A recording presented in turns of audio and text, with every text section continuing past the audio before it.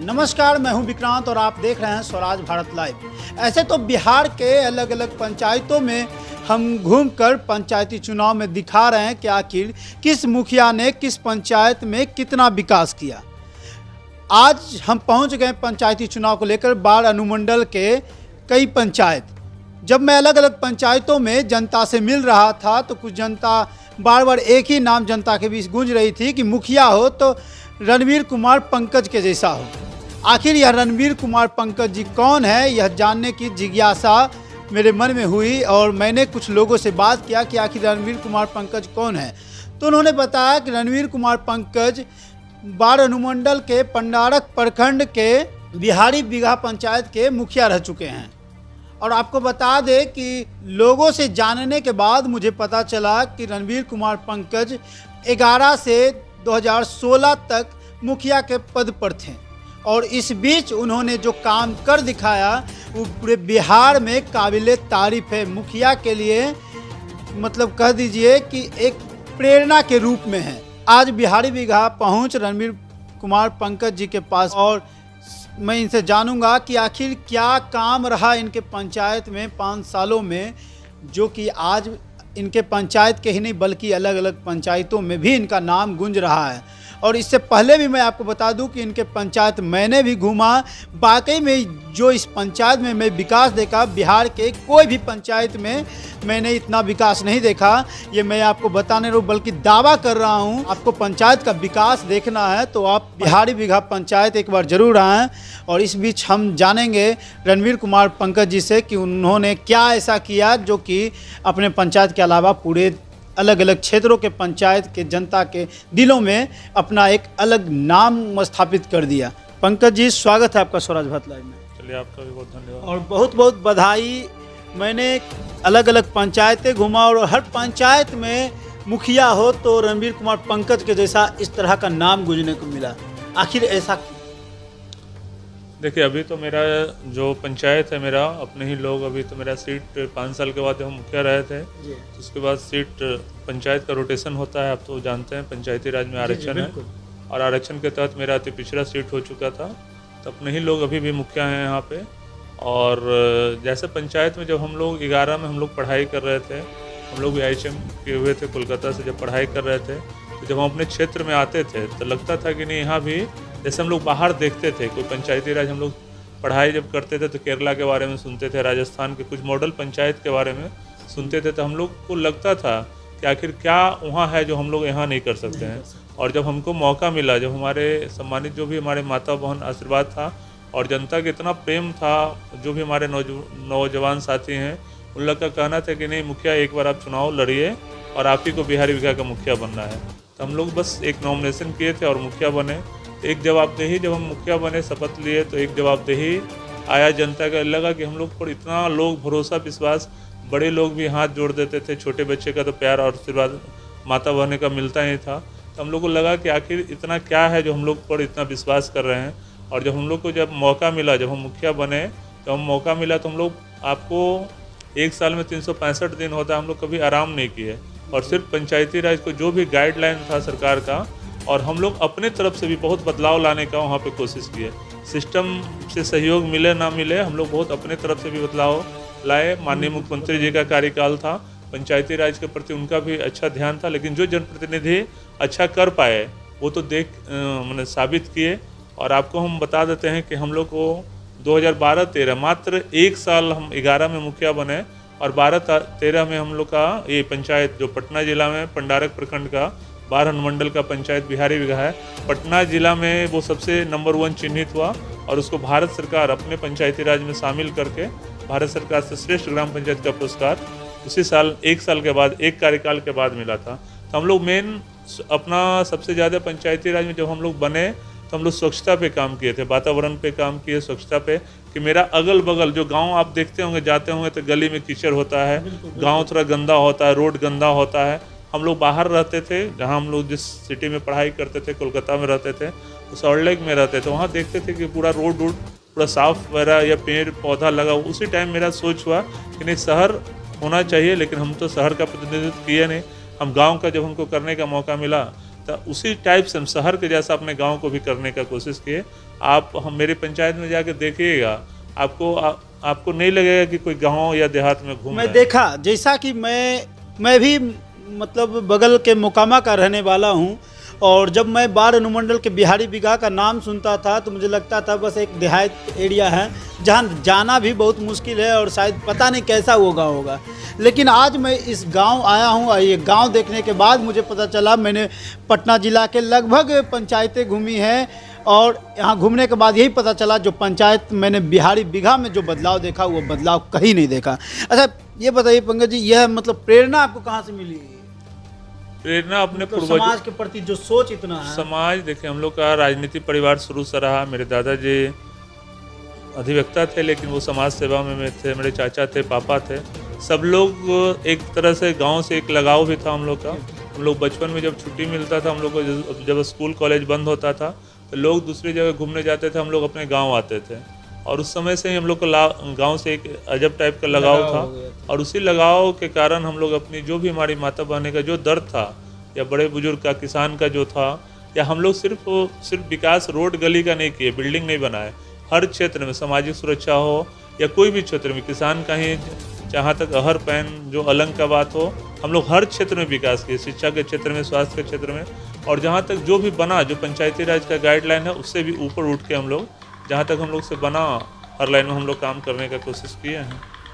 अच्छा ये बताइए, आज मतलब आप बिहार में अलग अलग जगहों पर आपने घूमा और आप ये अच्छे से पता होगा कि आज के जो मुखिया हो गए हैं, मतलब नेता हो गए हैं, मतलब मुखिया को मतलब व्यापार का एक तरह का अड्डा बना के रख चुके हैं, मतलब इसमें सिर्फ व्यापार उन्हें दिखाई देता है। उनके बारे में क्या कहना चाहिए? देखिए, जो भी लोग, अगर कुछ जनप्रतिनिधि हैं जो गलत अच्छे हर जगह होते हैं, अगर कुछ गलत जनप्रतिनिधि चुन के आ जाते हैं तो लेकिन उनका जनता बस एक बार के लिए वो सब चुनते हैं, फिर वो रिपीट नहीं होते हैं। हम अपने कोई भी अगर इस टाइप के जनप्रतिनिधि हैं तो हम अपने आपके चैनल के माध्यम से उनको बोलना चाहते हैं कि समाज सेवा एक समर्पण का चीज़ है और ये कोई व्यापार नहीं है ना। ये व्यापार नहीं है कि आप इसको व्यापार के रूप में देखिए। अगर आपको जनता मौका देती है, क्योंकि पंचायती राज में आप लगातार जनप्रतिनिधि नहीं हो सकते हैं, हो सकता है आप बहुत अच्छा काम कर रहे हैं, 10 साल के बाद आपका सीट रोटेट हो जाए, दूसरे मैंने ये हो जाए, ये सब है। अगर आपको 5 साल का ही मौका मिलता है तो ऐसा लकीर खींचिए कि अगला कोई उस लकीर को मिटाने वाला कोई पैदा नहीं हो। और आपको देखना चाहिए, अगर आप एक बार आप अच्छा कीजिएगा तो लोग को इतना मैंने आशीर्वाद और ये धन्यवाद मिलता है कि आपको आगे अच्छा करने का प्रेरणा खुद ब खुद मिलता है। और हम चाहते हैं कि जो लोग जनप्रतिनिधि अगर कुछ इसको व्यापार के रूप में देखते हैं तो व्यापार तो राजनीति है नहीं, राजनीति तो तपस्या की चीज़ है, पूजा की चीज़ है। आप अगर अभी जनता के दिल में है और जनता सर्वोपरि है, और उससे लोग अगर कोई व्यापारी लोग हैं तो जनता उनका 5 साल में हटा भी देता है जनता उनको। तो आज जैसा कि आप मतलब पंकज जी ने बताया कि आज जो व्यापार का अड्डा नहीं समझकर इस चुनाव को अगर सामाजिक समर्पण के साथ अपने पंचायत में अगर काम किया जाए तो लोग उनके काम को देखकर उन्हें चुनते हैं। ऐसा पंकज कुमार ने बताया नहीं बल्कि साबित किया। आपको बता दें, चुनाव सीट भले ही चेंज हो गया लेकिन पंकज जी ने अपनी पत्नी को जिला पार्षद के पद पर उतारा और उन्होंने जीत भी हासिल की क्योंकि जनता ने उनका काम देखा है। अच्छा पंकज जी, ये बताइए कि आज के राजनीति में युवाओं की कितनी भागीदारी होनी चाहिए? देखिए, हम तो बोलते हैं कि लोग, हालांकि अच्छे लोग जो युवा लोग अभी नहीं जिनको है वो लोग राजनीति में आना नहीं चाहते हैं, लेकिन हम चाहते हैं कि जैसे आप एक अच्छा डॉक्टर, IPS और आप डिफेंस में जाना चाहते हैं, सिविल नौकरी में जाना चाहते हैं, उसी तरह अपना चॉइस एक राजनीति भी रखिए और अच्छे सोच के साथ राजनीति में भी आना चाहिए। और अगर हम युवा अगर राजनीति में नहीं आएंगे तो फिर हम लोग का पीढ़ी कौन देखेगा?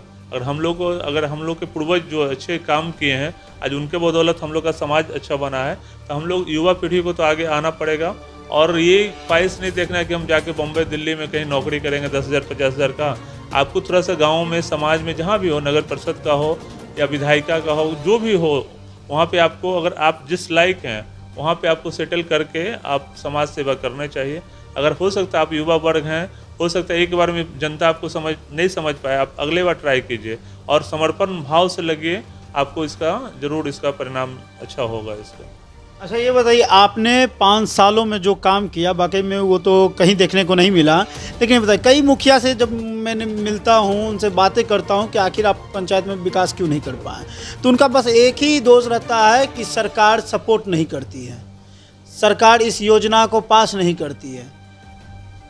देखिए, सबसे पहले हम उन जनप्रतिनिधि जो भी हमारे मुखिया हैं, जिला परिषद कोई भी हैं, तो उनको सबसे पहले बताना चाहते हैं कि जनता आप पर भरोसा किया है ना, सरकार पर नहीं भरोसा किया। आप उसके जनप्रतिनिधि हैं ना, तो आपको तो उतना साबित करना पड़ेगा कि अगर आपका हो सकता है सरकार सपोर्ट नहीं कर रहा है, ये पंचायत में नाला बनना है, वृक्ष लगना है, सरकार सपोर्ट नहीं कर रहा, तो आपको उतना टैलेंटेड होना पड़ेगा। आपको तो अपना साबित करना होगा ना कि आप अगर बने, पंचायत के मुखिया बने, कोई भी पोस्ट पे गए, विधायक बने, तो आप अपने बदौलत क्या बदलाव लाए हैं, आपके कार्यशैली के बदौलत क्या पंचायत में बदलाव आया। और बाकी तो ऐसे आप देखिएगा तो हर विधायक को फंड मिलता है, हर मुखिया को कुछ लिमिट फंड मिलता है, तो इससे नहीं होता है ना। आप अगर बने तो आप और भी कहाँ से क्या व्यवस्था लाए। अभी हम लोग जो मुखिया थे तो मनरेगा में अच्छा काम होता था, और आज आप देखते होंगे कि जितना भी गली नली हो या जो भी वृक्षारोपण का काम हो, या बहुत सारे हम लोग मनरेगा से काम कराए थे। लोग इसको बहुत सारा मीडिया में इसका खराब भी मतलब आता है कि मनरेगा में ऐसा होता है, लेकिन जो अच्छे जनप्रतिनिधि पढ़े लिखे हैं वो मनरेगा से साबित किए कि नहीं, एक अच्छी योजना थी, और हम लोग साबित करके दिखाए हैं स्वच्छता के क्षेत्र में, पर्यावरण के क्षेत्र में कि मनरेगा क्या योजना था। और इसी तरह से 5 साल में सरकार का हर 5 साल में योजना बंद होते रहता है, और नया योजना वित्तीय वर्ष ये आता है, नया कोई भी तरह का जब सर्वे होता है गांव में कि यहाँ पे क्या ज़रूरत है, तो उस टाइप से नई मतलब कोई पुराना चीज़ को छोड़ के फिर नया चीज़ में आना पड़ता है।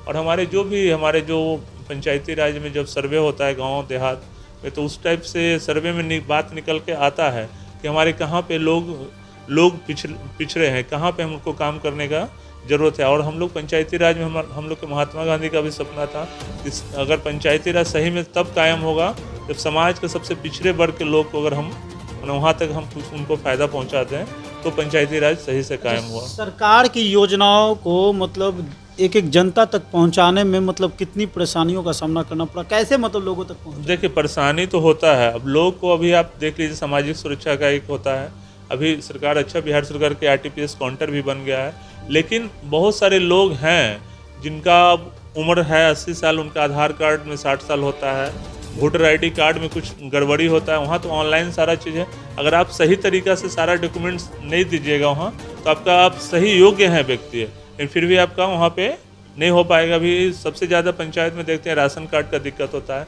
अब बहुत सारे लोग उतने पढ़े लिखे नहीं हैं, लोग यहाँ से मजदूरी करने के लिए दिल्ली बम्बई चले जाते हैं, वहाँ उसी नाम से अब दिल्ली बम्बई के नाम से वो आधार कार्ड बना लेते हैं। लेकिन अभी तो सरकार किया है कि अगर आप दिल्ली बम्बई में रहते हैं तो वहाँ आपका राशन कार्ड बन जाएगा।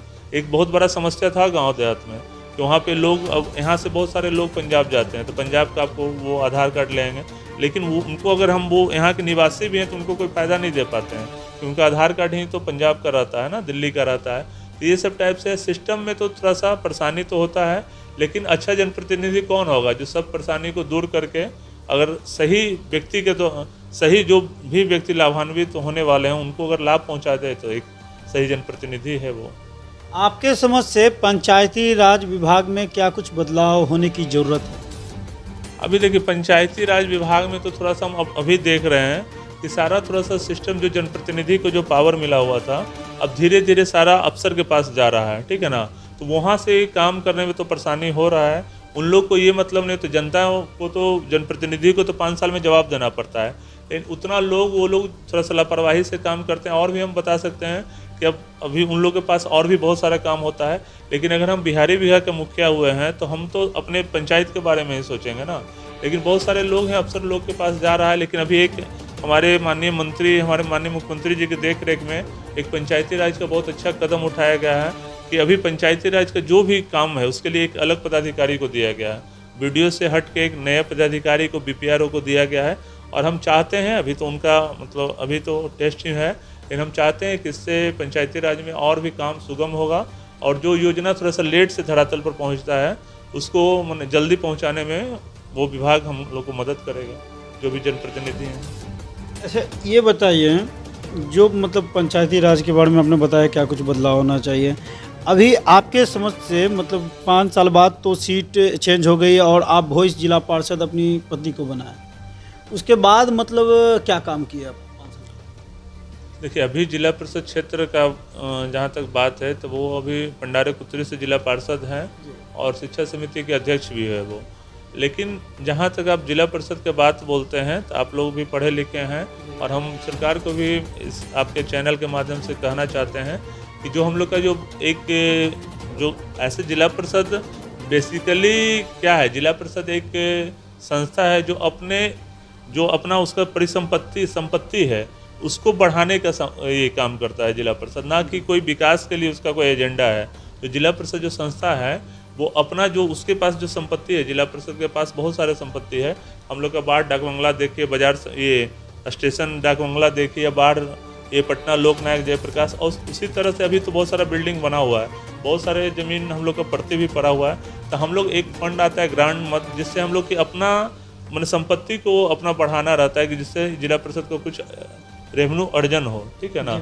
और बाकी कुछ इसमें फंड वगैरह का तो कुछ प्रावधान है नहीं कि अगर आप जिला परिषद बनते हैं तो आपको 50 लाख रुपया हर साल फंड दिया जाएगा जिससे कि गली नली। जहाँ तक हम लोग का ये कार्यकाल का बात है, 2016-21 का जो कार्यकाल था वो हमारे माननीय मुख्यमंत्री जी के नेतृत्व में जो भी फंड भारत सरकार दी थी, जिसको हम लोग 14वीं वित्त बोलते थे, और जो यहाँ जो बिहार में जब फंड आया उसी का नाम हो गया मुख्यमंत्री ग्रामीण पेयजल निश्चय योजना, 7 निश्चय योजना जिसको बोलते हैं। उसमें जो भी फंड भारत सरकार का था वो सारा फंड दिया गया ग्राम पंचायत के मुखिया जी को, ना कि जिला परिषद को नहीं दिया गया। और उनको 2 निश्चय का जवाबदेही दिया गया, जल नल का और गली नली का, और जिला परिषद को 1 निश्चय दिया गया जल नल का। लेकिन उसमें कोई फंड ही नहीं था तो ज़्यादा विकास तो नहीं हो पाया। लेकिन हाँ, हम लोग जब जिला परिषद बने तो हम उन्हें पब्लिक को ये बोलने के लिए हम लोग नहीं तैयार थे कि ये फंड नहीं है। हम लोग से जो भी बना कम पैसा में ही, आप जाके देखिएगा, हाँ, जो भी बना, हम लोग कोरोना काल हो या ठंड के दिन में हो या जो भी हम लोग से अपने तरफ से भी बना, जो हम लोग क्षेत्र में लगातार बने रहते थे। और विकास भी जो लोग जितना कुछ नहीं किए होंगे उससे ज़्यादा हम लोग विकास भी किए, अपने फंड से भी किए, कहीं अपने माननीय सांसद जी के फंड से किए। जो भी लोग हैं बुद्धिजीवी, बहुत सारे MLC लोग हैं, उन लोग से भी बोल के हम लोग अपने क्षेत्र में, बगल में हम लोग का NTPC प्लस पॉइंट था। जब हम जिला परिषद बने थे तो बहुत सारा रोड था, RDO से भी बहुत सारा, हम 7-8 रोड तो हम लोग खुद बनवाए हैं, RDO से बनवाए हैं, और बहुत सारे गली उली जहाँ हम लोग का तो फर्स्ट फंड नहीं था तो हम लोग अनुशंसा ये NTPC को भी करके लगभग कम से कम जिला परिषद में अपना 30-35 गली को हम लोग हर गाँव में 5-6 गली हम लोग जिला परिषद ये NTPC से बनवाने का काम किए, क्योंकि जिला परिषद में अपना कोई तो मत था नहीं इसमें। आपके बाद जो 5 साल मुखिया रहे, वर्तमान मुखिया के द्वारा क्या मतलब काम दिखा? नहीं, वो काम तो फिर से जो हम लोग काम छोड़ के अधूरा छोड़ के गए थे उसी काम को वो लोग पूरा किए, और सरकार का जो भी काम था, गाइडलाइन था 2 निश्चय में, वो उसमें 100। वर्तमान मुखिया के कार्यों से संतुष्ट है कि? हाँ, बहुत संतुष्ट है, ठीक है, बहुत संतुष्ट है। चलिए, अच्छा ये बताइए, अभी कि मतलब जो मुखिया कैंडिडेट खड़े होते हैं उनमें शिक्षा की काफ़ी कमी देखी जाती है। मतलब कई ऐसे भी मुखिया से हमारी मुलाकात हुई जिन्हें मनरेगा के बारे में, सरकार के 7 योजना के बारे में जानकारी तक नहीं है। तो मतलब क्या मतलब इसमें बदलाव है? देखिए, सरकार का जैसा सोच है, चाहे वो भारत सरकार हो या हमारे बिहार सरकार, माननीय मुख्यमंत्री जी का सोच है कि समाज में सब लोग, जो भी दबे कुचले लोग हैं, छोटे जात वर्ग से नहीं मतलब है, हर लोग का मैंने पंचायती राज में भागीदारी होना चाहिए। उसी के तहत वो आरक्षण भी किए हैं।